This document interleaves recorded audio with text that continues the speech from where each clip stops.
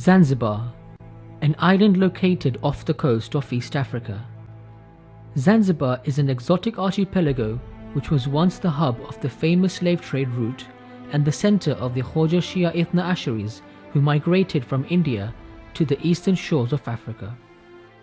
Today, Zanzibar reminds its Khoja residents with pleasant feelings of nostalgia as they walk through the narrow winding streets and corners where they once played as children.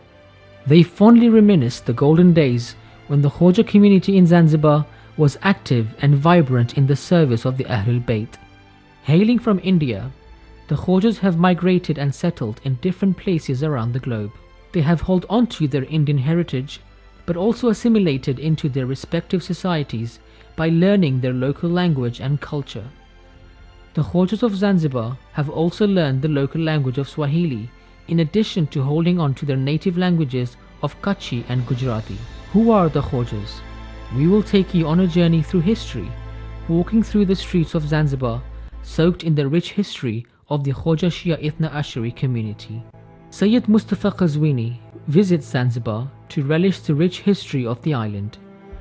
From our base in Stone Town, we drove through the rain to the south of Zanzibar to visit one of the oldest mosques on the East African coast. Yusuf, the caretaker of the mosque, gave Sayyid Qazwini a tour and talked about its history. What is the history of this masjid? The history of this mosque, when in the 12th century, the people from the Persian will come here, and the aim is to supply Islamic deen in the East and Central Africa. The Persian settlers left their mark on this mosque. They left inscriptions on the tapestries of the mosque. This part is original from the beginning up to this time. We don't take any repair here, because if you take repair this part, all history is gone. The name of this masjid, As-Sayyida Al-Zahra? Al-Zahra. As-Sayyida Al-Zahra. Sayyid Zahra, yes. Such an ancient structure this was. It did not have a minaret, nor did it have any electricity to deliver the adhan to the people through the speakerphone. And also, have you seen this stone? No, what is the story of the stone? The story of the stone, longer time ago, before to have a wall like this, and because we don't have electricity here to use mic. Okay. This is the member of Mu'adhin. Oh, he stands on He stands here, like he this. stands on this and Yes, he says Allahu Akbar, Allahu Akbar, long time. The mosque also has a graveyard. It's all Do graves. you bury people now in this cemetery or not? You don't bury? No, we use villages, all villages, this side, all this side. For example, have you seen the cover there? We have a new old, we'll make today. There is one guy is buried in the village. So we just wait 4 o'clock to bring there. I see.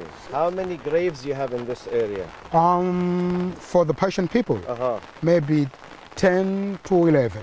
So they did not return, they stayed here and they died and they were buried. Of course, because from Persian to here, they come fi sabilillah. Exactly. So if you go sabilillah, if you die somewhere, Did they come for da'wah or for business, for a trade? From dawah. Beautiful, this is a very beautiful landmark. Of course. Yeah. So we'll fight to conserve and to make sure that 900 years, a lot. it's long time. Yeah, long time. It's long time. Yeah. May Allah bless you and reward you, inshallah. Inshallah, jazakallah khair. The Persian and the Arab Muslims arrived on the idyllic island of Zanzibar over 900 years ago to spread the religion of Islam. During this time, they established several mosques in different areas of Zanzibar.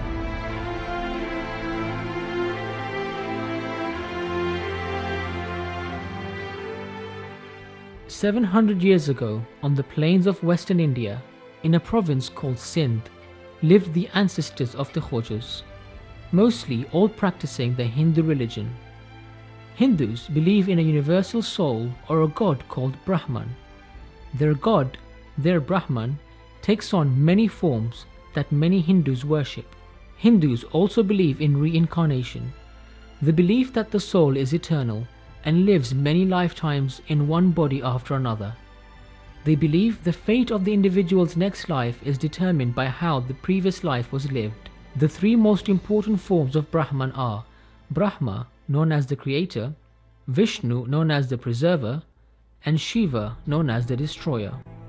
India followed a hierarchical system where people were classified according to their caste. Brahmins, the priestly class, Kshatriya, the soldier or ruling class, Vaishyas, the merchant class, and Shudras, the laboring class. In addition to these classes, there was an unclassified caste called the Dalits, or the untouchables. These weren't linked to any of the classes and were considered outcasts from society. The caste system was and continues to be a source of oppression in this society. There are many sections of the Hindus, they felt oppressed. And now when they saw the Muslims, converts to Islam, praying together as equals, and the Islamic equality and humility attracted them. This has played a crucial role. Good thing about the Hindu society has been that they were always attracted towards spirituality. And the Sufi elements were very tolerant. This will take us back to almost 650 years in Western India, the plains of Sindh, which is where the ancestors of the Khojas lived as Hindus. They were then converted by a Sufi, or some say that he was an Ismaili Dai, who came to the area and he studied the beliefs of the Hindu Lohanas. And their belief was in the 9 incarnations of the Hindu Lord Vishnu. And they were waiting for the 10th incarnation to come. Hindus believe in reincarnation. And while they were prepared to accept the concept of Tawheed, Nubuwah, they were not prepared to let go the ideal of reincarnation, that you are born again and again. So the Sufis were very smart. They said, well, we can make compromise. Hazrat Ali is the 10th reincarnation of Vishnu Bhagwan. When the ancestors of the Khojas met the Sufi Dais or missionaries from Iran, they were moved by the harmony and equality of Islam. And then they followed this path called Satpanth for almost 500 to 600 years, which was an admixture of Sufism, Hinduism, and this is where the Ginans and the Ismaili literature comes from. We made our way back to Stone Town to visit the oldest Shia mosque in Zanzibar. It was during the reign of Sultan Barghash that the Shias had migrated from Bahrain, Iran and Muscat. The Sultan allocated a big house behind the current Sultan's palace to allow them to hold programs in remembrance of Imam Hussein's tragedy. This place remained for over a decade and then relocated to Kiponda Street in Stone Town. Prior to the arrival of the Khojas, this mosque was where the Shia performed their religious ceremonies. Currently, the Matam Bahrani has been bought by a rich Arab from Muscat. The founding members of the center hailed from Bahrain. They intermarried with the locals and remained a part of this community. After the death of the last original Shia of the center, the facility began to be utilized by the indigenous people of Zanzibar who had converted to the Shia faith. The beginning of the 19th century, Zanzibar began to come up as a major center of trade. And the Sultan of Muscat came and transferred his capital to Zanzibar in around 1840 or so. So thereafter, in fact, you can begin to get the beginnings of Shia communities. And the first Shia community, in fact, was Bahraini.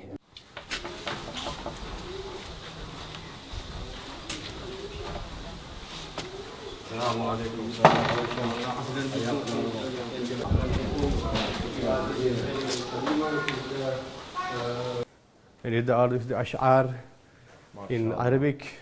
This is probably 160 years old. Yeah, 160, 70 years old, of course. MashaAllah, well maintained. Yes, MashaAllah. It is the work of all this, our brother Ibrahim Abbas. He worked hard here. This is the men's section. And this men's is section. It is for ladies. It is for ladies, it is for section. gents. Yeah, Okay. yeah. History of this place. When did it? Actually, when Omani Sultan came here in Zanzibar, then one of the Shia commanders in his force, his name was Ahmed bin Oman al-Kabi al-Bahrani. He was a Shia, so he wanted to have a Shia center here in Zanzibar. So on around 160-70 years ago, the person Ahmed bin Oman al-Kabi, he built this Husainiya here, Al-Matam. He was the secretary of the Sultan, and he was a Shia. And so he was also the first ambassador of Zanzibar, who went all the way to New York in 1840. So that was in a way the beginning of a Shia community, but there were Bahrainis, and until today in Zanzibar there is a place called Matemni, which is a major center of their activities there. This is أفاطم لو خلت الحسين مجدلا وقد مات عطشانا. When was the date written? There's a date for it. 1355 1355 Hijriya. This is Da'bil al-Khuzai. Yes, when he yes, came yes, yes. to visit Imam al-Rida. Yes, yes. And then he said, he asked him to recite poetry. And then he reaches this phrase here. أفاطم لو خلت الحسين مجدلا وقد مات عطشانا بشط فراتي إذا للطمت الخد فاطم عنده وأجريت دمع العين في الوجنات. And then this is regarding Imam al-Rida. Yes. قبور بكوفان وأخرى بطيبة وأخرى بفخ نالها صلواتي. ما شاء الله. وقبر بطوس يا لها من مصيبة ألحت على الأحشاء بالزفرات. علي بن موسى أرشد الله أمره وصلى عليه أفضل الصلوات. Beautiful. After the ancestors of the Khojas converted and became Muslims, there came a further division. Some became Shia, some Sunni, and some Ismaili. The Aga Khan, the now leader of the community, was viewed as a peer. He had a dispute with the dynasty in Iran and was forced to leave. Once he arrived in India, the Iranian authority had problems with him, and so the British sent him to Calcutta. In 1842, he was then allowed to move, and he moved to Bombay. It was reported that the Aga Khan would pray at the Jamaat Khana according to Shia rites. Outwardly, he projected himself as a Shia, though he was an Ismaili. So it is said that he operated with Taqiyya while in Iran. And when he came to India, he also projected himself as a Shia, and the Sunni influence was removed, and Aga Khan started taking charge of the Khoja community in India. His house in Bombay, he used to arrange Muharram Majlis and offer ziyarat after Majlis, including of Imam Raza, which he used to do, and then arrange for Niyaz.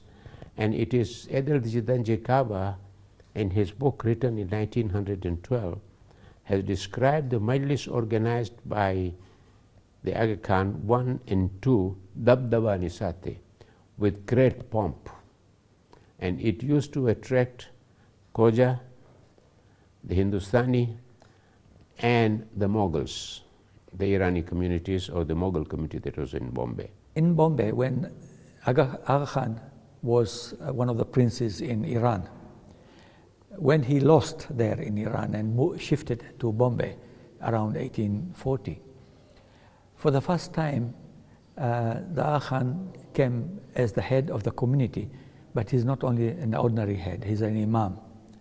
And he began to exert direct control over the whole community. The Aga Khan, to exercise more control over the community, introduced the oath of allegiance. This is where the dispute started. Until then, those who were Sunnis could practice their Sunni belief and go to Jamaat Khana. Shias could do the same, and the Ismailis could. Now the Ismailis did not have the type of prayers which Sunni and Shia had. They had Pir Dadu, who came in 15th century, had introduced Ginan in Islamic Ismaili liturgy, which contains segments of dua from the Shia, is Nashri Dua. But it was deviating. So a court case came up in 1866, and the first group professing to be Sunni separated to form the Barbai Jamaat or the Sunni Jamaat. And under this court case, the Aga Khan in the oath of allegiance provided for that all the community assets would be not held in the name of the community or Jamaat, but in the name of the Aga Khan. So this was a bone of contention among the Khoja that we have contributed towards this, so it should be held in the name of the community. And every Khoja has a right, regardless of his persuasion. But Aga Khan won the case, and the Jamaat Khana and the community assets were transferred in the name of the Aga Khan. After the Aga Khan won the court case, the Khojas grew concerned with the fate of their community. Several changes had occurred already. In 1873, a group of pilgrims from India and Zanzibar went to Karbala. They were Ismaili at the time. A man named Dewji Jamal was part of this group and initially had the intention of going for Hajj, but decided to go to Karbala instead. Little did he know that this journey would change the course of history forever. The Ismailis used to go for ziyarat. They used to go to Karbala, they used to go to Najaf, but also then used to go to Iran to visit the Aga Khan. When they went to Karbala and so on, like my great-great-grandfather, and meets the local alim, who tells him that your religion is not very, very clean. Now you have a lot of other things which are not really Islamic.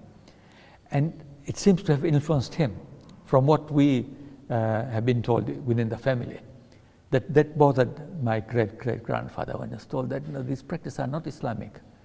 For example, the Khojas believed in going for ziyarat, but not for Hajj. And Hajj is wajib. Comes across an alim by the name of Mullah Qadir Hussain. And when Dewji Jamal was asked to say why had he come to Karbala, Dewji Jamal said that I had set out to go for Hajj, but I ended up in Karbala because someone told us that the thawab of one ziyarah is equivalent to 70 Hajj. And that is why we are here. And he was there with a group of people. With Mullah Qadir Hussain, they went to see the Marja Taqlid in those days, Sheikh Zainul Abidin Mazindarani, and had conversations with him. They asked questions. They were concerned by the change taking place in the Khoja community after the arrival of the Aga Khan. And the 1866 case, and the greater leanings and control, and the customs and traditions undergoing change. One of the questions asked was the question of this reincarnation. He said, the Ismailis, as Ismailis, we believe in incarnation, and Darajah of Imam Ali equating equal to the Holy Prophet or even going higher. So they were told that to think of that is haram. You can't do that. So then there was a discussion that took place to say how can they be correctly guided. And he requested Ayatollah Zainul Abidin Mazandarani to send somebody to guide the Khojas on the right path. He asked Mullah Qadir Hussain to come back with him to India or to Zanzibar.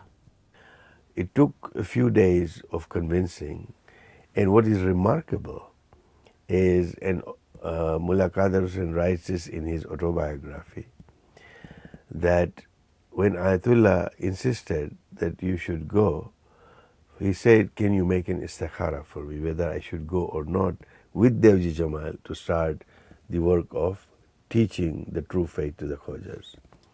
In response, Ayatollah Mazandarani said, do you make an istikhara for prayers? Which meant that now he had almost made it wajib upon Mullah Qadir Hussain Karbala to go to Mumbai with Dewji Jamal to start the work that needed to be done. I think this was a key turning point in our history, that had that incident not happened, had Dewji Jamal not been there for Ziyarah, had Qadir Hussain not been sent, we don't know, Allah knows best. But this was a key turning point in the history where Qadir Hussain comes to Mumbai and he begins preaching. In the 1800s, the Khoja people of Kutch and Kathiawar would narrate the story of Karbala at the Jamaat Khana. The tragedy of Karbala has always been a source of unity amongst the Khojas, regardless of their persuasion. Mullah Qadir Hussain understood this and used this love of the Ahlul Bayt to bring the Khojas to the right path and create unity. The first thing he did was that they rented a house for him, which exists until today in Mumbai in the Palagali area. It is called Mullah Qadir Hussain Madrasa. This was the madrasa of Mullah Qadir Hussain. So in a small house, he started inviting people on Thursday nights, for example, for Dua Kumail, and slowly and gradually started preaching to them about the Shia Ithnachari faith. And he had a very small gathering which would meet in secret to begin with, because the fear was of the reprisals from the wider Khoja community.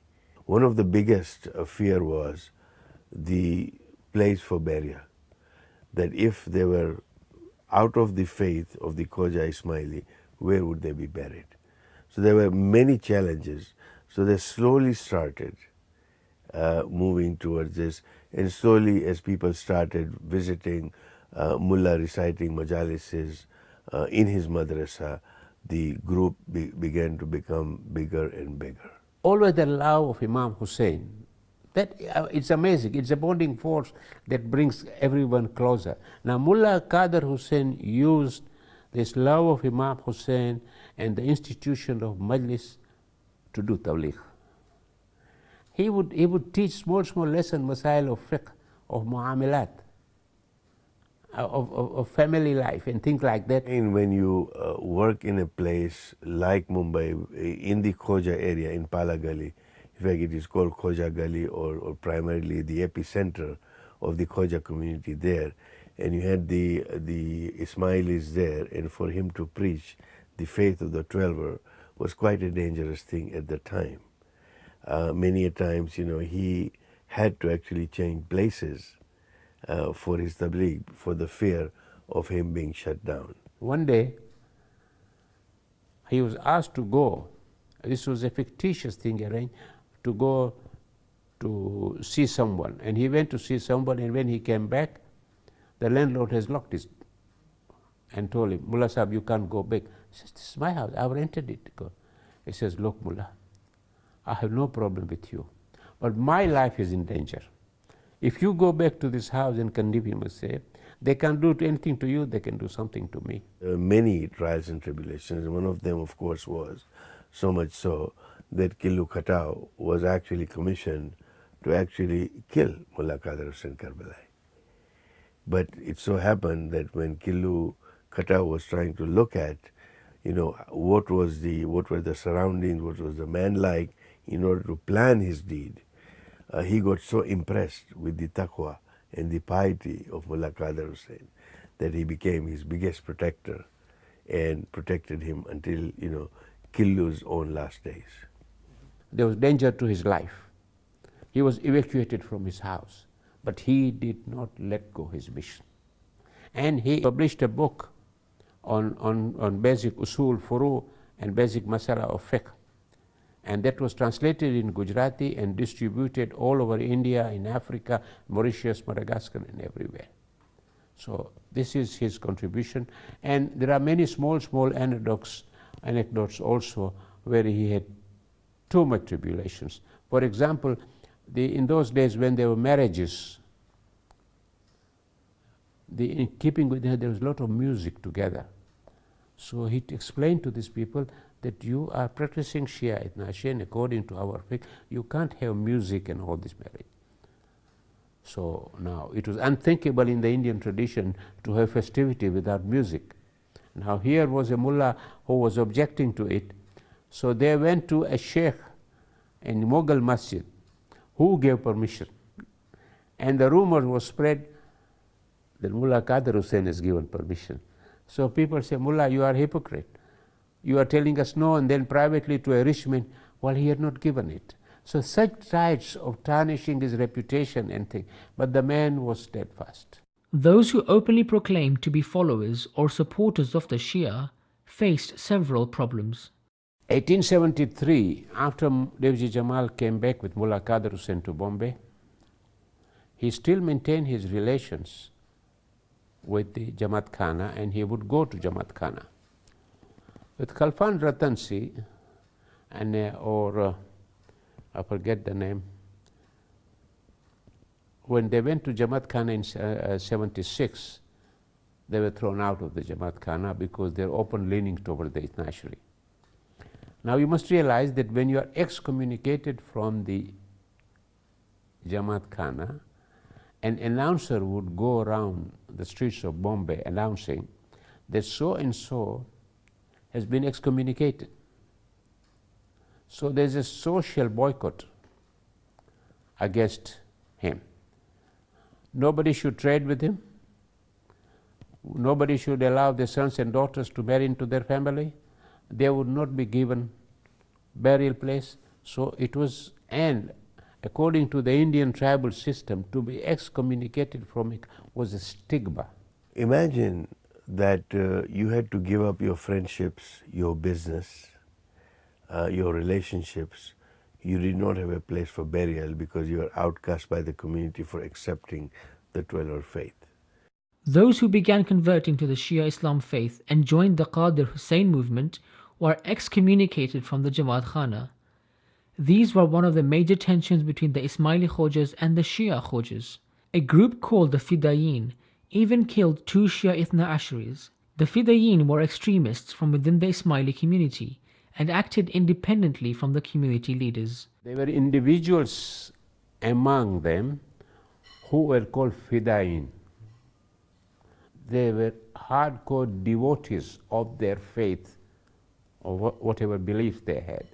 And anyone who deviated from that faith were viewed as apostate and worthy of being killed. And among those who left their earlier faith to join the Ithnashri faith and were strong advocates of the Ithnashri faith were viewed as a form of danger to themselves, and these apostates had to be eliminated. Now this, I must repeat, is not the decision of the collective community, but of hardcore individuals known as Fidayin. For hundreds of years, the Khojas had sailed down the coast of East Africa during the northeastern monsoons. Most stayed behind and took advantage of the booming commerce and trade. During this time in the 1870s, the Khojas were mainly Ismaili. However, due to the problems with the Agha Khan, coupled with the teachings of Devji Jamal, many converted to the Shia faith. In fact, the first Shia Ithna Ashri mosque was built in Zanzibar, under the direction of Devji Jamal. First Khoja Shia Ithnashri mosque was built in Zanzibar in 1880. At that time, Sartaria Topan was a leading Ismaili who was a wazir of the Sultan of Zanzibar and very close confidant of this Sultan. He was naturally, and he was high in the Ismaili community hierarchy, he was against the formation of the building of the Ithnashri mosque. So he told the Sultan, who was an Ibadi, that these Shia are building a mosque, and then they will begin to recite the name of Ali from the minaret, thinking that Barghash, the Sultan there, would be very upset because the Ibadis and the Shias don't understand each other too well. And it is reported that he complained to Sayyid Barghash that these Ithnashris would set up this mosque and they would enter into polemic debates or anything that may cause friction in the Zanzibar society. So Devji Jamal went over to see the British Consul General to point out that there is a movement against us and we are afraid that the Sultan may stop us from building the mosque. Now, as he was going, you have seen Zanzibar with its narrow streets. Some people would spit betel nut saliva toward Devji Jamal. And this is recorded also in a book by one Sharif who was in Lamu and around, I think, 1908, his book. It is his own account in Gujarati. But because he had to keep an appointment, Dev Jamal had no time to go home and change. So he went with his soiled clothes to see the British resident. And the British resident asked him, "What's this?" So he explained what happened. He said, "Then you must report to the authorities." He says, "No." He said, "But it's not right. You can report and the government will take action." You know, the answer was given. "They are my brothers. They do not know what they are doing. Someday they will realize." So these four leaders were actually called by Barghash to explain what they are doing. And they thought, Barghash was a very powerful character, fearful as well. And they thought that they were going to be killed. But they were prepared. They even wore the kafan ready. So if they get killed, they'll be buried. They went there. He asked them some questions, and then he let them go. There was no problem. Because the sultans, they were ibadis, yes, but they were very tolerant. There was a lot of religious tolerance here. And so the sultans encouraged all sorts of people. Hindus were coming here, and they are doing big trade. So the Ismailis, the Nashiris, all of them, he had no problem. So that's how that mosque was built. And this is called the Old Mosque. In 1880, the first Shia Ithna Ashri mosque in Khoja History was built. It was called the Quwwat Mosque. Devji Jamal and Allah Rakhya Wali donated 8,000 rupees to build this mosque. Other large donors were Muhammad Walji Rauji and Wali Nazr Ali. During this time, John Muhammad Walji Rauji also bought a piece of land for burial. The mosque was completed in 1881. Zanzibar, as compared to other towns in Africa, had the highest population of the Khoja Ithna Ashris, and they numbered at almost 5,000 followers. This was a result of both conversion as well as the influx of more arrivals from Kutch and Kathiawar. The Khoja Shia community of Zanzibar was booming. The Quwwat Mosque, also now known as the Junni Masjid, meaning the Old Mosque, would be one of the busiest mosques during the auspicious months of Muharram and Ramadan. People from outside traveled to Zanzibar during the months of Ramadan, Muharram and Safar, specifically to participate in the Azadari. The turnout was always immense. Mushtaba Pardhan speaks to Sayyid Khazwini about the center. Inshallah. Good to see you. May Allah bless you, inshallah.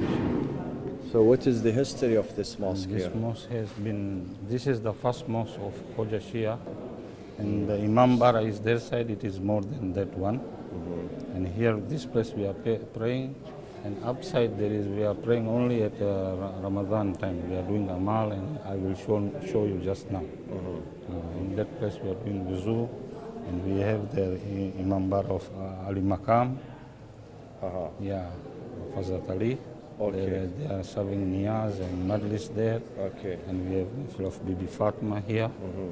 Also, they are every Tuesday there is a majlis there. What is the capacity here for the worshippers inside? It can be approximately 150 people can get in.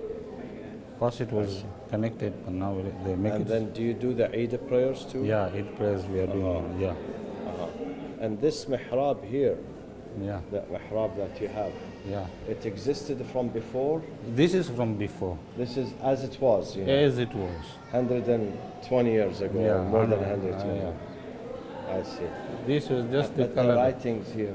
This they renovated around Renovated. 6-7 months. Oh, 6-7 months Months ago? ago, yeah. So this is a brand new. Yeah. With all these tiles too? Yeah, These are everything. new? This old is our new. Just this mat is the old one, and this everything is new. And the windows are old one. We have not changed anything. After the influx of the Khojas to Zanzibar, a new center was built by the name of Hujjat Jamaat, also known as Name Masjid, meaning the new mosque.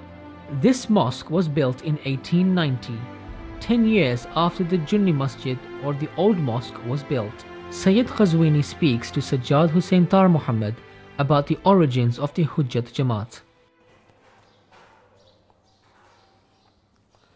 السلام عليكم ورحمة الله وبركاته. Welcome سيدنا. ما شاء الله. Allah bless you. الحمد لله. جزاكم الله خير. قبل الله تقبل أعمالكم. الله مع الصابرين. So what is the capacity of this mosque? The capacity, how many people can pray here? Here, I think even 500 can, 500? yeah, can accommodate here.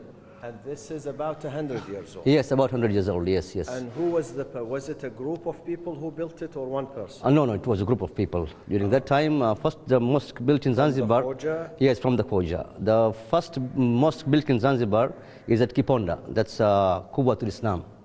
Now we call it Junni Masjid, the old masjid. What does Juni mean?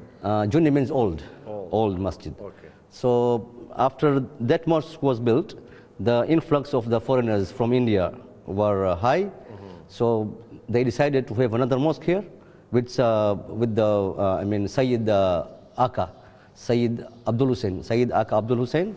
He was one of the founder members, together with my great grandfather, Al-Haj Marhum late Haj Karim Al-Arakia.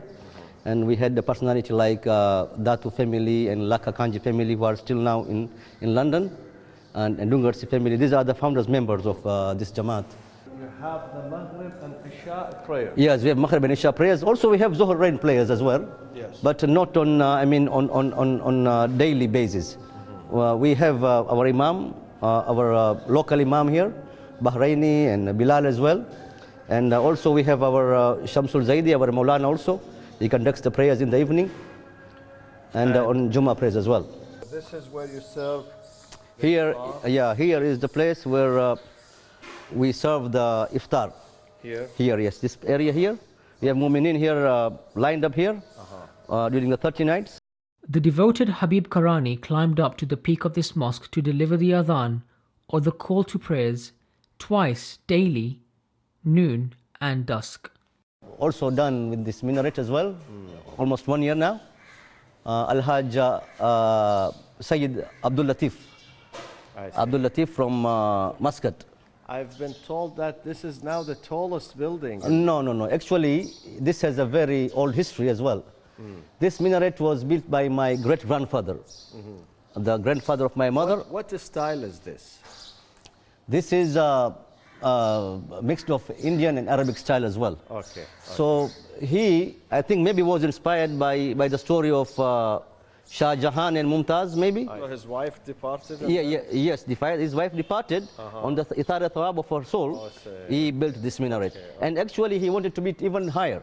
This minaret is famously utilized, especially in the holy month of Ramadan, where we have individuals who come up to the minaret and to sight for the moon, and to sight the occasion of the start of Ramadan and the end of Ramadan. The community congregates at the mosque for daily prayers. This mosque serves as a place of meeting and worship for the community members.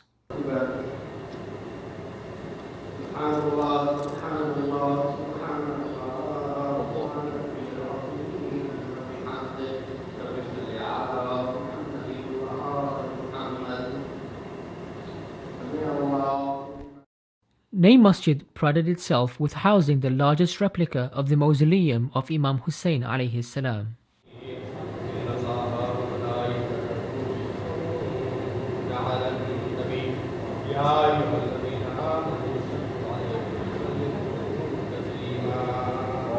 As the community members wrap up the prayers, lunch is being prepared in the kitchen.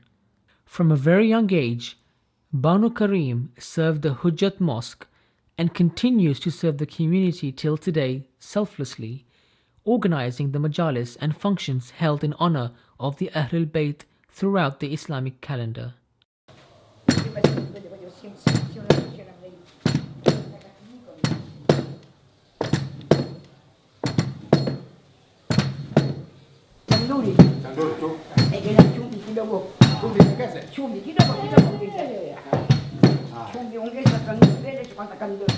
Anya mo randwan che, abaju amorandie che, ya abaju anya geleri panci anya kaprasukawan koi panci joy to thai che.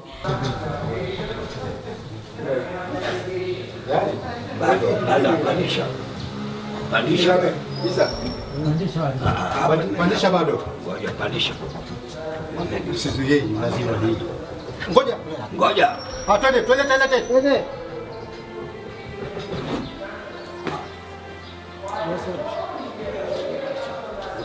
Twende. Haya, lete. Peleka kwa president. Haya, ngoja tena. Haya, lete. Leka vibaya.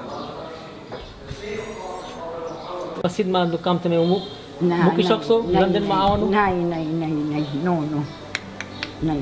Mane fushina tikim anyat uprineti andan majau masjid dukam. Mari dini icha chele su di masjid dukam hukalo. Mane London jawan dil dati ta. And then the community began to grow because since these were Khojas,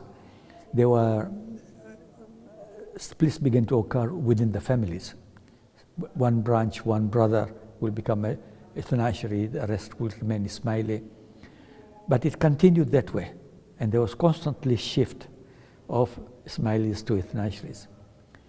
And that began to worry the leader of the Ismailis, the Aga Khan, when he came in 1905 to East Africa, came to Zanzibar, and he gave an order that from now on, no interaction with Ithnasharis, complete split. Not to go to burials, not to go to weddings, nothing. And so then the two communities began to develop completely separately. Although even today, there are some families that you can trace, one line is Ismaili, another one is Ithnashari. The Khoja community in Zanzibar are always very active in commemorating and honoring the Ahlul Bayt. The community had established various centers known as mehfils in the names of the Ahlul Bayt alayhim salam. The Mehfil-e-Shahi Khurasan, also famously known as Kiwanjani, was built in honor of our beloved 8th Holy Imam Rida alayhi salam. Mehfil-e-Ali Maqam, Mehfil-e-Bibi Zainab, Mehfil-e-Bibi Sakina and Mehfil-e-Bibi Fatima were also a part of the centers visited regularly by the community. Sayyid Mustafa Khazwini visits one of the most famous mehfils in Zanzibar. The Mehfil-e-Abbas and Tazia Khana are located in the prime area of Kiponda Street in Stone Town. Throughout the year, every once a week, the sisters gather, but the gents are usually here in Arba'in in Muharram, yeah. I see. They take advantage of this place. I see. Historically until today, these centers have held main functions in the holy months of Muharram and Safar to commemorate and mark the tragedy of Ashura. Members of the community would first congregate at Mehfil-e-Abbas at around 8 p.m. local time and recite a few couplets in honor of Hazrat Abbas. Thereafter, they would go downstairs to the ground floor of the same building and congregate at Tazia Khana. The Tazia Khana would also famously stage the preparation of alams and tabuts. These were smaller replica shrines and symbols that young boys and girls would carry during the Julus procession, or famously known as the Matam Jiani, to signify the tragedy of Karbala. This commemoration was very significant and was widely participated in by the entire community. So the number has dwindled now from several thousands into several hundreds now. Not even hundreds. I think the members that we have counted is around just 50 members, 50. yeah. And their families maybe together, it should be around 100. But then you still have the Arba'in procession That and is people right. come from outside? Yes, that You has been still very, have. That's very the ceremonious. It's been very ceremonious because Arba'in has been mentioned and many people do Why gather they around. chose this island for the Arba'in procession? Is there any reason for that? I think the history says so, because most of the families were here, all those now who have migrated out. And they do appear in quite big numbers here. You get quite a number of people around. Interesting. May Allah bless you, inshallah. The story of the Khoja community is indeed inspiring and moving. They did not only transform their local community in India, but started a mass migration to the shores of East Africa and ultimately to the rest of the Western world. Today, the Khoja community continues to take great strides in philanthropic work both in and outside the community. They have established several charitable institutions, schools and hospitals which benefit the entire community at large.